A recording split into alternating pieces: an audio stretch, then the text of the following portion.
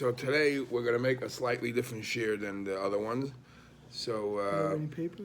No. no. Today what we're going to do is I'm going to take a general topic. I try to make every day a topic that we start and finish, so we don't have to drag it into the next day. You have something to leave with home, and spend the day thinking about how we become a better person. So today the Rebbe writes in the Rishima somewhere that one of the main points of the BeisHamikdash was that a person should realize that you should not get sunk in to Gashmias, the materialistic way of life, and you should realize that go to the BeisHamikdash, you'll see that everything in the world, everything in the BeisHamikdash is supernatural. It's not limited. You go to the BeisHamikdash, you see everything is unlimited. How do you see it? Says the Rebbe. Give a look. Time and space don't exist there. That's what the Rebbe writes in the Rishima. And one of the main examples you see that from, is, for example, the Aron. How do you say the Aron? The Aron, the Ark. The Torah says exact measurements of what size the Ark had to be built, and yet if you built it, you placed it where it was, and then you would measure if you would measure the space around the Ark from where it was built, it didn't take up space. It was miraculous. The whole thing, and then of course the Mishnah elaborates daily miracles, time and space. You lived in an era. You lived in a place where time and space is miracles. So it taught you a different set of life. That's what the Rebbe writes in the Rishima. Not to get sunk in to the materialistic way of life. You go to the BeisHamikdash, you see life is different than what you think. That's a beautiful lesson that the Rebbe writes somewhere in the Rishima. So today I'm going to try to focus a little, at least about what different tidbits I found about one keli. One of the vessels, of course, about the Aron, which many believe is the primary keli of the BeisHamikdash. But before I get there, I want to continue. Well, the other opinions as to what's better more than the Ark. Of course, every keli has. Yeah. Okay. Okay. First of all, the first BeisHamikdash we know was completed through Shlomo HaMelech in Yerushalayim. How many years did it take for the Shlomo HaMelech to finish off the building? It took 7 years. The pasuk says in Malachim Aleph Perek Vav pasuk Lamed Ches, Vayihi l'Shlomo. How many people were involved in building the BeisHamikdash? Anybody know? How many people you think were involved in the BeisHamikdash? 1,000? Just the movers and shakers, just the people schlepping. We don't know the hands-on. Just the schlepping the stone. The pasuk says, "Vayhi l'shleima shivim elef noisei sabo u'shmeinim elef chaytzav bahar," which means 70,000 people carrying the stone, and 80,000 chaytzav bahar. 150,000. What's the chaytzav bahar? Chiseling out in the mountains. So we're talking about 150,000 people just from the outside, not even the carpenters or the 150. If you think it was 10, 20 people who are Maisei Choshev, we're talking about 150,000 people to start with. You said chiseling out from the mountain. Didn't we say before that? Right. You couldn't use whatever was allowed, obviously. So we're talking about 150,000 people to start. I'm just showing. I'm bringing just general points. Okay. When it comes to the Chanukah, the original Chanukah's BeisHamikdash when Shlomo HaMelech celebrated, there's another interesting thing people might not know. When the BeisHamikdash was built, a mistake happened. What mistake happened? Obviously, there was a great celebration, and everybody was very excited. Finally, the BeisHamikdash was built. They celebrated with the BeisHamikdash for seven straight days. 7 straight days, like a chasna celebration. During those 7 days, there was one holiday, a holiday within those 7 days, and they overlooked that holiday, and they celebrated as if that holiday didn't exist. You know which holiday that was? Tisha B'Av. Yom Kippur. It was with Yom Kippur was one of those 7 days, and they celebrated, they ate on Yom Kippur as if it was a regular day. They treated the Yom Kippur because they just built the BeisHamikdash. But they had the Torah. They had the Torah, but they made their own calculation. Their calculation was somehow. I mean, I'm not going to get into this. They had this discussion if a carbon was able to be brought on Yom Kippur, which according to halacha, shchita, slaughtering is questionable. You're not if you decide you want to slaughter an animal, you're not allowed to. Just for yourself. For whatever reason, you're allowed to slaughter on Yom Kippur for a carbon. So each one, they came up with a twist. They said if slaughtering animals in Yom Kippur are allowed to, they figured maybe because of this great celebration of the Chanukah BeisHamikdash, maybe Yom Kippur gets pushed away also. And that year, when Shlomo HaMelech made the Chanukah BeisHamikdash, Yom Kippur was pushed aside. The Klal Yisrael celebrated for 7 days straight. Can you imagine? Next day, let me finish this. I want to go. The next day, you don't mind, right? Next day, they felt bad. Did they do the right thing? They ate on Yom Kippur. So they came and they said, "Oh my God, did we do the right thing?" So a baskel, a heavenly voice came out, and they said, "Guys, don't worry. Kulchem muzumanim l'chaya olam haba. Don't worry. You're all righteous. You all have a box seat in the olam haba." You want to ask something? No. I was going to ask if the slaughtering on Yom Tov that's from Torah, obviously. We bring karbanos on Shabbos. We bring karbanos. But they connected their own dots. You're obviously not allowed to eat on Yom Kippur, right? Right. But whatever reason, I don't know why. But Hashem, the heavenly voice came out and said, "You're excused for what you did." Muzumanim l'chaya olam haba. Not only that, the Gemara tells us that when they all, because of their excitement, because of their celebration for the Chanukah's Abayis, a miracle happened. They came home. They went back and celebrated with their family, and everyone who came home to their family and celebrated each happily with their family, everyone was blessed with a ben zocha, with a child, a newborn baby child, a male. If they had proper intentions. That's what the Rabbeinu Bechaya says. If they did it l'shem mitzvah. In other words, these were special people. They were married. Just a small tidbit for what happened the original time of the Chanukah Mikdash in the time of Shlomo HaMelech. That was miraculous too. Sure. Everybody having.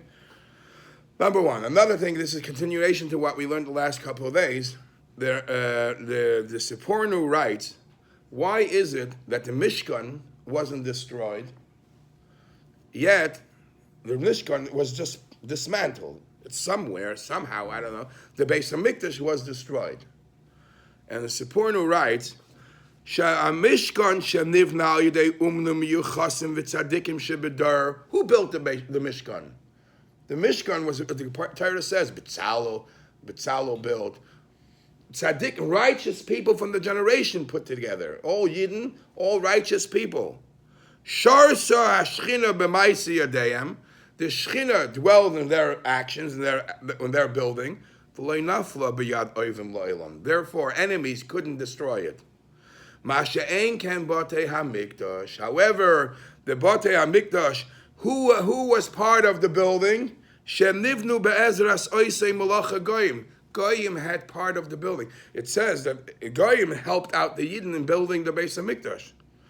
Banu Oisei HaMelacha Mitzur, and different carpenters and different, in both Batei Mikdash, different Goyish nations helped out. Of course, it was good that they helped and they were nice to us and they wanted it and they encouraged us. But that encouraged us. That encouragement allowed for the Churban to happen. Can you imagine? Mishkan was not. Because the Mishkan had only Yiddish input in it, only tzaddikim input in it, a tzaddik's input doesn't allow it to crumble. Will never crumble. A Yiddish, put it this way, in other words, a Yiddish action never falls. If it's only a Yiddish input, never falls. A tzaddik's input never falls. The BeisHamikdash, as great as it is, if you mix it with some goyim in there, it weakens. It's a Meshuggah of art, huh? It's obvious. Obvious. Now, while we're saying this word, I'll tell you what. Didn't the goyim that helped build it, did they die right away afterwards, or no?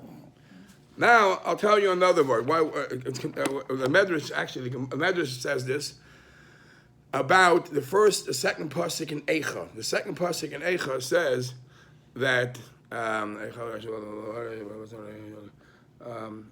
lo menachem mikol oiveh, that the Yidden, Rachmana litzlan, in the time of Golus, we don't have anybody helping us to comfort us. All our friends have run away, and not only have run away, have turned around against us. What does that mean? What do you mean? Who are our friends who have turned around against us? You know what the Medrash says? This is the Malach Michal and Malach Gavriel, the angel of Michal and Gavriel. Our best friends, turned around against us. So what does this mean? Says the Medrash, Hashem turned to the Malach Michal and Malach Gavriel and says to them, "Who do you love most?" So they say, "What do you mean? Who do we love most? We love the Jews." Who's second on your list? So he says, "Who's second on your list?" The BeisHamikdash. So Hashem turns to them, do me a favor, for your sake, take care, do something to the BeisHamikdash, because if not, I'm going to take care of your first on the list. I'm about to take care of, I'm going to take care of the Yidden, and if you don't take care of the Yidden, take care. So the Medrash says, they took the flame, they took a torch, and they lit the BeisHamikdash. So your best friends, who are always saying good for Klal Yisrael, Malach Michal and Malach Gavriel, Bagdu Ba. That's what the pasuk says. They became your enemies. They lit the BeisHamikdash to help you. They saved us. They saved you. Anyways, all right. Let's go back now. We said we're going to speak about some kalim in the BeisHamikdash. Okay, let's talk about the Aron. The first interesting thing about the Aron is there is a big question. The Minchas Chinuch in Mitzvah Tzadikei Ois Tes asks a very powerful question. That in the Hilchas Beis Abchira, the Rambam goes on to explain everything, how the menorah looks, how the shulchan looks, how the mizbeach, which mizbeach? There was the golden mizbeach, there is the outer mizbeach, the one that you sacrifice the karbanos, how the kir, the wash basin looks. If you go and look in the Rambam, there's very little about the Aron. Why? Why is there little about the Aron? And the Minchas Chinuch explains, you know what, there's nothing for me to tell you about. The reason why the Rambam doesn't tell you about the Aron is because there's nothing for me to tell you. Because the Aron, Chazal tell us that the Aron got swallowed in. The Aron was hidden, and when Mashiach comes, it will be automatically revealed. We will not have to build another Aron. The Aron will appear, and as is, voila, it's here. So there's no point to tell us what the Aron has to look like, because we will not have to build an Aron. The tablets are? Yeah, I'll read you the words. Shakivan shenignaz ha'aron, since the Aron was hidden, right? V'lo yisgala oid, and it won't be revealed. Ad bias hagoyel b'mehedav yameinu. V'lo yasu aron achamay olam. We won't. There is no commandment for us to ever make a Aron. V'gam kishiyavei hagoyel b'mehedav yameinu, and even when Mashiach comes, yisgalu haluchais v'aron. This will all appear on its own. Imkain ein shum tzorech lichtev hadinim shel Aron. Therefore, the Rambam didn't have to bother to write exactly the measurements of the Aron, exactly how to build it, because it's not important for me and you. We won't have to do this. However, the Minchas Chinuch himself goes on to say, I don't get that answer, because we know that the Rambam doesn't just write the halachas that are applicable and we're going to get involved with. We know that he writes all halachas.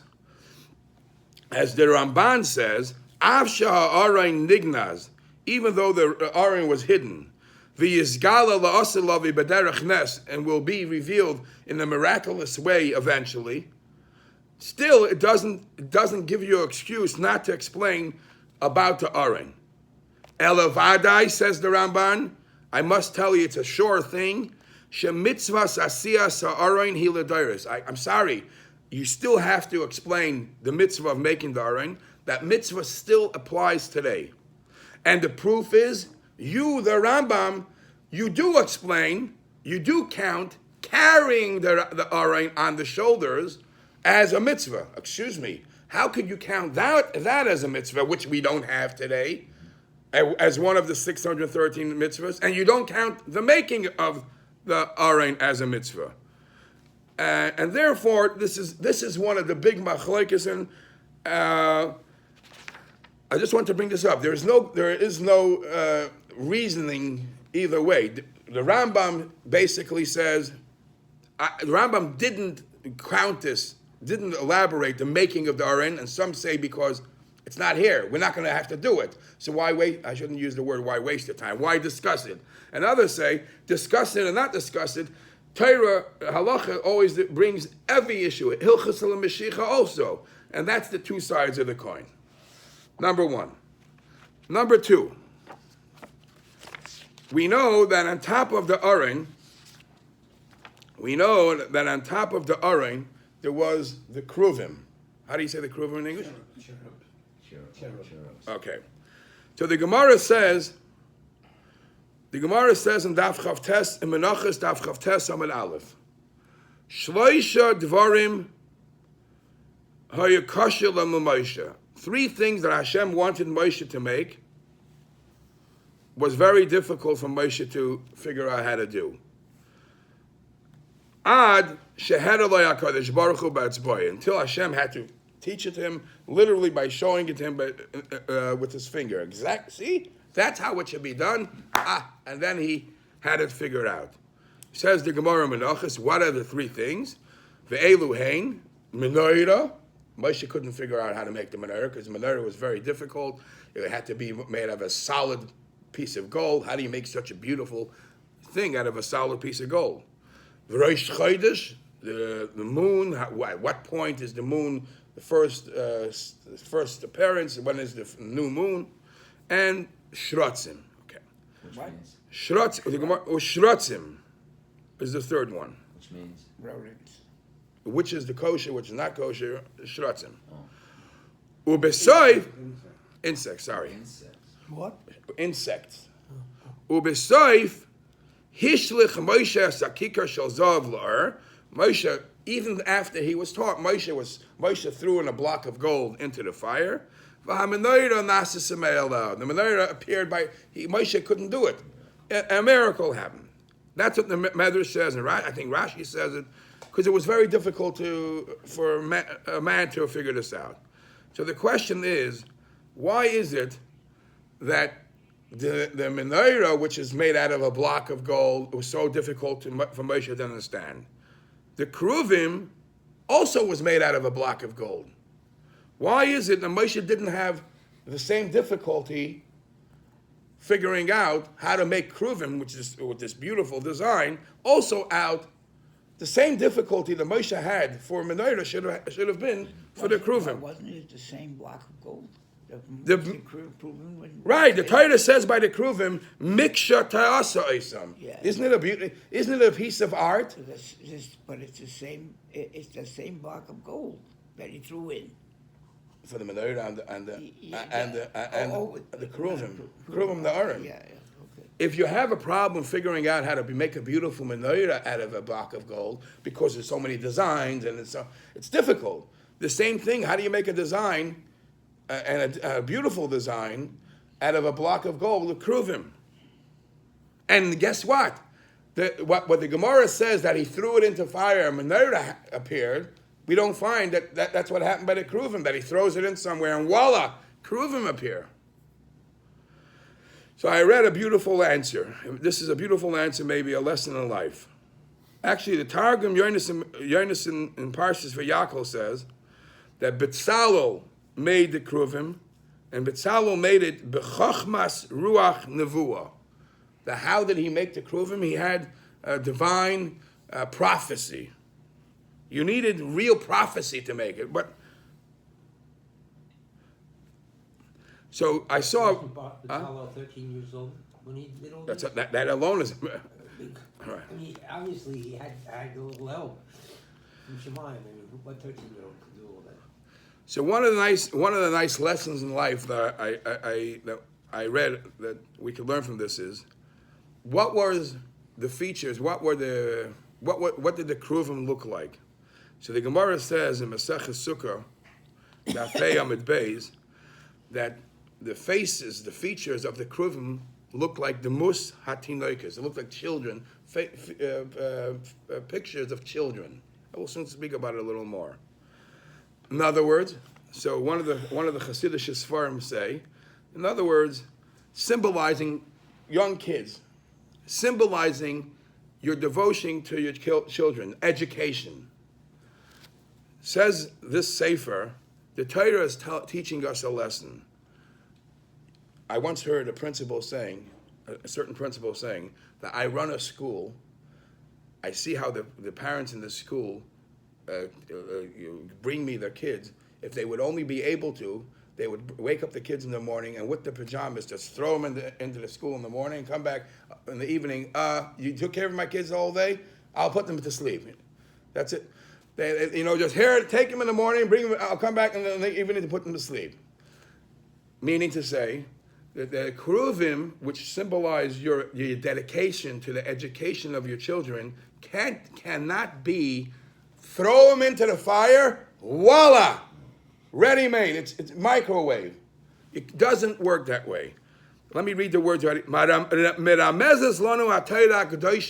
The Torah tells us, Yesoid Gadol b'chinuch hatinoikos, a tremendous lesson in education. Ein habonim gedalim b'Torah v'yira shemayim me'aleihem. No child becomes special in Torah or in Yira Shemayim by itself. You cannot just put him and he's going to grow up to be special by itself.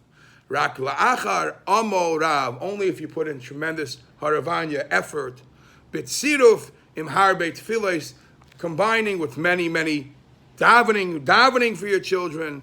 Verak oz, only if you do all that with effort. Zoichim lirais dairis yisharim u'mavarachim. As we say in the Haggadah, Amalenu elu habanim.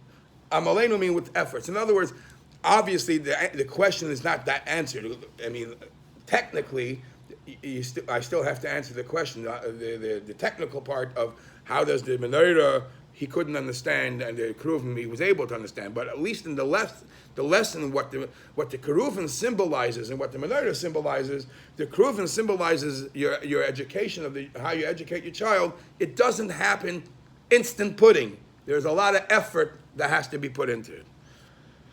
Now, next, one last thing. Tov Reish Peiches.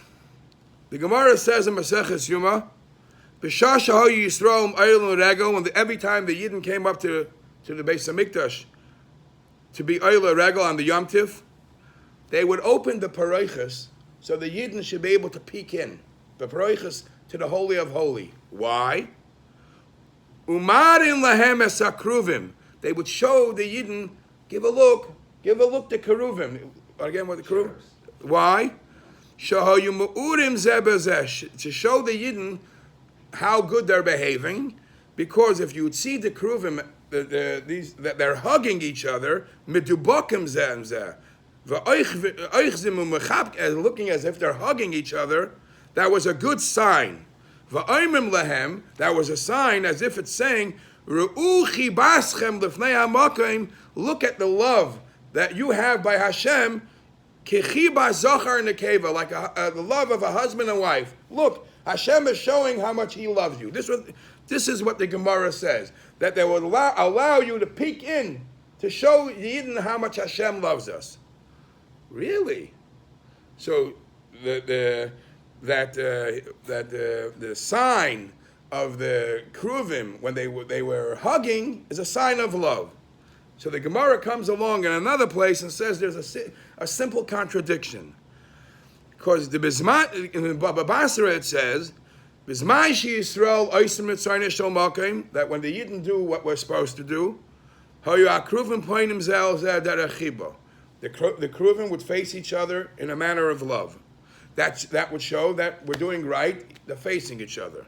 God forbid, Bisman She'en Yisrael Oisim Mitzrayim Shel Makim, if we were not doing the right thing, they would face against each other. Right?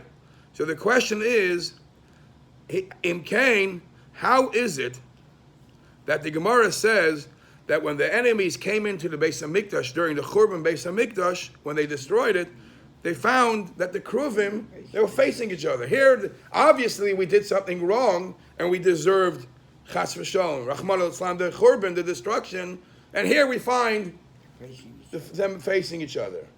So this question was asked the students of the Mezritcha Magid. Here there's the destruction of this temple, and yet the Kruvim are facing each other. And the Mezritcha Magid answered a very, very powerful answer.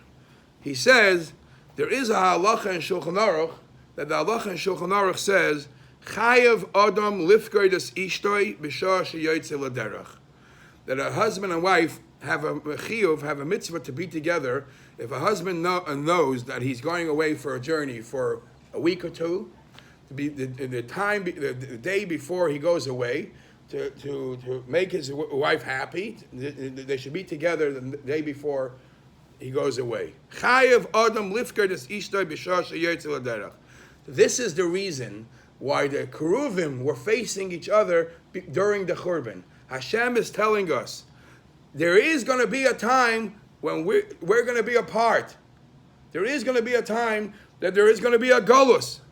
Dafka in this time of concealment, and Haster Panim, when the Yidden are being sent in Golus, for whatever reason, let's say Chas v'Shalom, it's for sins. And the Eibishter is calling it a Yoytze L'Derech. We're going off to a derech, to a journey. Nevertheless, the Eibishter says it's like one of us are going on a business trip. We still have our mind on each other. And by the Eibishter, this whole thing is, as the Kazhin Tzamagid would say, by the Eibishter, the whole thing is sort of like a business trip in the sense he never lost love for Klal Yisrael.